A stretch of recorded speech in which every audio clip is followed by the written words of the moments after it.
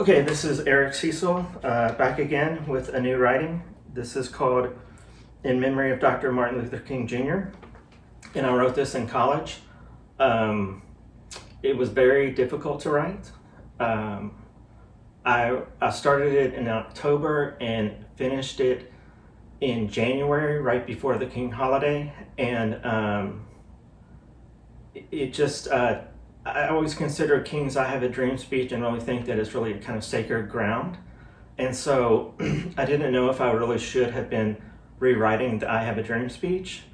But I was at a poetry reading as a student, and Nikki Giovanni was there reading her poetry, and she was talking about the I Have a Dream speech and just kind of offhandedly said, someone needs to rewrite that. And so I'd already kind of started writing it, but her comment kind of gave me the permission to go ahead and do it. This writing is a little bit dated because it was started in 2001, but I think that it's also very relevant. A lot of the things in here are very relevant today with the world that we're living in. So, and I'm not really an orator or a performer. So I'm just going to try to read it as well as I can.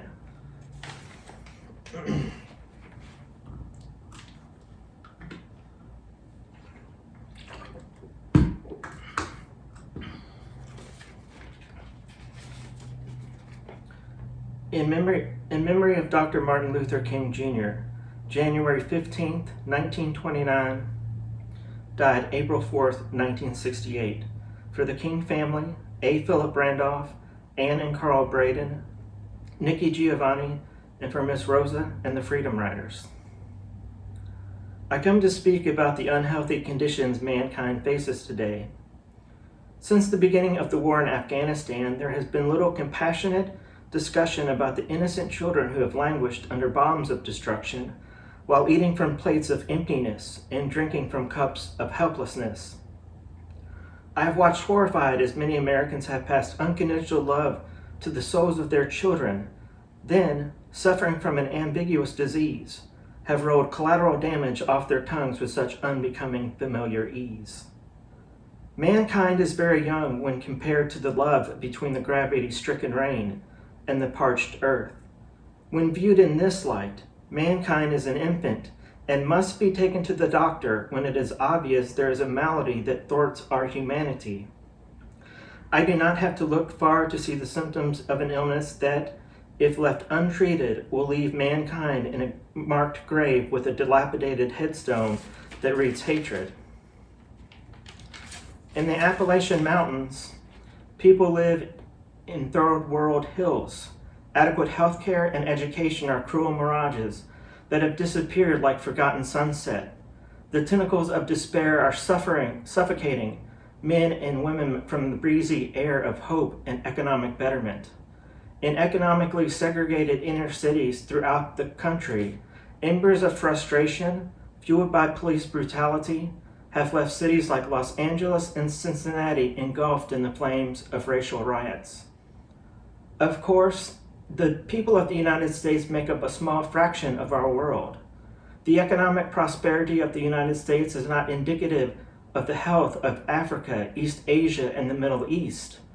The illnesses those huge regional populations face indicate that mankind is approaching a spiritual and physical death on a broken bed of love surrounded by fear-driven retaliation and hatred.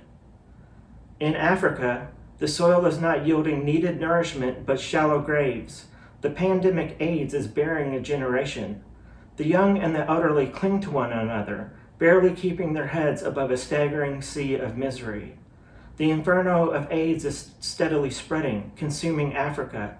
We must begin to ask the difficult question of who will raise the orphans and who will care for the elderly. In China, men and women long for the precious sunlight of liberty. I will never forget watching the rumbling tanks in 1989 and the political dissenter who stood in the motorized shadow of death. Our foreign policymakers have rewarded his courageous stand by trade agreements. On the fast highway of profits, our nation's history has been left disregarded like a hitchhiker in the howling winds of avarice. Have we forgotten that when the United States broke the manacles of monarchy from the British throne, we did so only with the help of the French? The profanity of the Middle East is truly appalling. 3 monotheistic religions based on love and brotherhood have dishonored their sacred prophets by taking up weapons of destruction. Their followers indicate that ethnicities and nationalities will segregate in the afterlife. Men pray to the same spiritual entity for each other's destruction, believing their prayers just and righteous. These illnesses that mankind face today are symptomatic of a deeper malady that can no longer be ignored. I am deeply troubled that globally, men give little thought or regard to those souls that tarry through mournful melodies of war, dressed in black at the graves of husbands and children. If women are fortunate, they're subjected only to economic injustices, but with regularity, women find themselves shackled to a tree of inequality and stripped and raped of the inalienable rights of life, liberty, and the pursuit of happiness. The day has passed when women should have to prove they can think. I am convinced that women will provide the key to unlock men from the dungeons of organized violence. At a time when silence is not a solution, some believe that now is not the time to talk about peace. Some believe that God will bless the marriage of mankind in peace through a courtship of warfare. There are some who believe that we must wait for peace, as if peace can be packaged and placed under a Christmas tree by Santa Claus. Those that believe this have forgotten that the rise and fall of the sun and the moon lack even the slightest regard for the trappings of mankind. If we wait for peace much longer, we will never live in a world that is not saturated by the stench of gunpowder and the sound of crying children. Out of the unimaginable human tragedy that began in the morning hours of September 11th, a beautiful lesson must be learned. I hope that mankind will remember that we all live under the same sun, all dream under the same moon, and all draw life from the same waters. When we come to the realization that the destiny of one man is eternally intertwined with that of his poor lost brother, then the straight clouds of compassion will shower upon our world an understanding that will wash away our inhumanities. I still possess the audacity to believe that hope will not drown in the quicksand of despair. I still believe that from a mineshaft of suffering, the guiding light from the heavens above will lead mankind to a fertile plateau of peace and harmony. I still believe that even from smoldering ashes on earth, that love will ascend to the throne of the moral universe and peace will reign. Therefore, allow me to come to you, humbled within our guiding light, to remember the words of Edgar Allan Poe. Deep into that darkness peering, long I stood there wondering, fearing, doubting, dreaming dreams no mortal ever dared to dream before. I dream of the day the pacified youth of the nation will walk out of the confining rooms of conformity and complacency and into the warm sunlight of social activism. I dream of justice tempered with love, so that men will no longer be dragged down debilitating corridors of destruction, but will instead reside in the creative glow of redemption. I dream of open-minded men who will accept the wisdom of women and begin down the path less traveled to the accommodating table of goodwill. I dream of Afghanistan, one day transformed into an everlasting oasis of freedom and love. I dream the frayed fabrics of freedom will be sewn together by Americans and Afghanis and Israel and Palestinians. I dream of the day when the words nuclear annihilation cease to cast fear into the hearts of world citizens. I dream of a time when men will empty their guns and fill their hearts and minds with the understanding that we are all brothers and sisters, displaced only by time, geography, and genetics. I have a dream. I still believe that men and women everywhere will watch the tired white dove of peace gracefully sail the oceans, and restfully perch upon the trees of the 7 continents. These glimmering dreams will clear the overcast night of war into the soothing day of peace.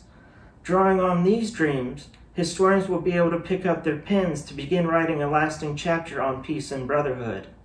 Never despair. A weary sun will set on ancient hatreds. In the words of Abraham Lincoln's most famous decree, all men and all women will finally be forever free. And on the day when the promises of the prophets become the realities of today, the broken-winged angels will sing. And so, let them sing from the foothills of the Appalachians to the heavenly heights of the Himalayas. Let their melodies sound the withered bells of the steepest Christian cathedrals and carry to the exquisite Muslim mosque and to the sacred Jewish temples. Let their music travel from the lush jungles of South America to the deserts of Afghanistan, from the Arctic to the South Pole, from the breadbasket of America to the rice paddies of East Asia and the fertile crescent of the Tigris and Euphrates rivers. Yes, let us live in peace from the daybreak of dawn to the unexplored atmosphere of eternity.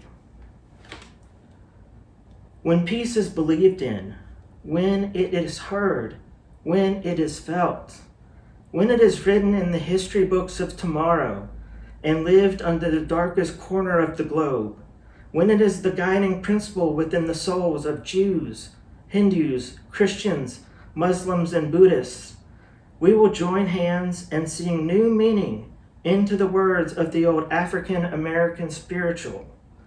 Free at last, thank God Almighty, we're free at last.